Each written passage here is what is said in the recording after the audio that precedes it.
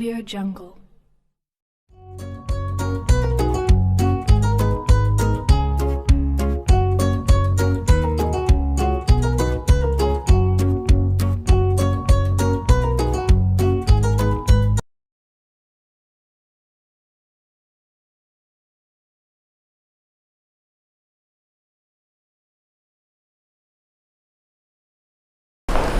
Bismillahirrahmanirrahim. Assalamu alaikum. My name is Kashan Jabri and this is our lecture 2. इस chapter के अंदर हम उन टॉपिक्स के बारे में जिक्र करेंगे दोबारा जो हमारे होम असाइनमेंट और वर्कशीट के लिए और पेपर के हवाले से इम्पॉर्टेंट होगा। सबसे पहले हमारे पास इसमें हम कुछ लॉस को देखेंगे।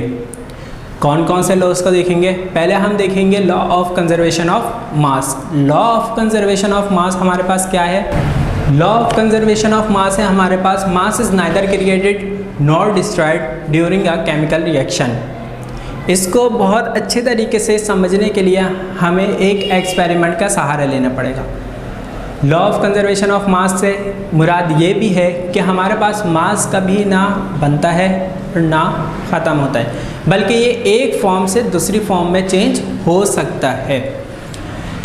अगर हम सपोज़ कर लें कि हम एक जार में लेते हैं हाइड्रोजन और एक जार में लेते हैं ऑक्सीजन, कंबाइन करने से पहले उसका इनिशियल वेट लेते हैं, तो हमारे पास उसका वेट अगर मिक्स करने के बाद वाटर का वेट मिले और वो सेम हो तो इससे मुराद यही होगा कि मास is neither created not destroyed during a chemical reaction, जो बिल्कुल फॉलो करेगा law of conservation of mass को।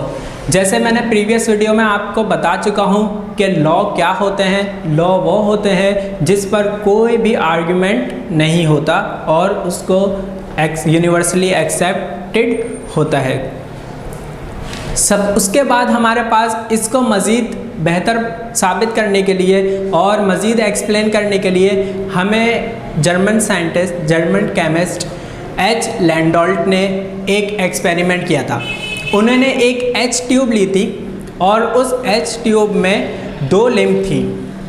पहले लिम्ब में उन्होंने क्या पोर किया? सिल्वर नाइट्रेट AgNO3, और सेकंड लिम्ब में उन्होंने पोर किया HCl हाइड्रोक्लोरिक एसिड। हमारे पास ये एच ट्यूब है। इन्होंने जर्मन केमिस्ट लैंडोल्ट ने, क्योंकि ये इनका एक्सपेरिमेंट तो इन्हीं के नाम पर ये बेस करता है, तो इन्होंने एच ट्यूब ली थी एक, और इस एच ट्यूब में इन्होंने ये लिम्ब A है और ये लिम्ब B है। लिम्ब A में इन्होंने पोर किया सिल्वर नाइट्रेट यानी AgNO3, और लिम्ब B में इन्होंने लिया HCl यानी हाइड्रोक्लोरिक एसिड। इसको शेक करने से पहले ऐसे ही वर्टिकली इन्होंने वेट किया, इसका वेट को मेजर किया और रिकॉर्ड कर लिया। उसके बाद इसको इन्वर्ट किया, इन्वर्ट करने के बाद इसको शेक किया। शेक करने के बाद ये हमारे पास किस फॉर्म में आ गया? इस फॉर्म में आ गया AgNO3 react with HCl and react to form। अब ये किस फॉर्म में आ गया रिएक्ट होने के बाद? जब हमने इसको इन्वर्ट करके शेक किया तो Ag हमारे पास रिएक्ट हो गया Cl से प्लस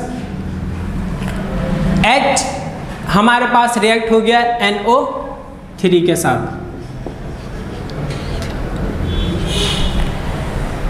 इसके बाद जब इसका वेट किया गया तो ये वही वेट था जो शेक करने से पहले वेट हमने लिया था। तो ये बिल्कुल फॉलो करता है किसको? Law of conservation of mass को, क्योंकि इसमें यहाँ पर हमारे पास सबके वेट, एटॉमिक वेट वगैरह सेम है, सबके वेट सेम है हमारे पास। तो यहाँ पर ये किसको फॉलो करेगा? Law of conservation of mass को।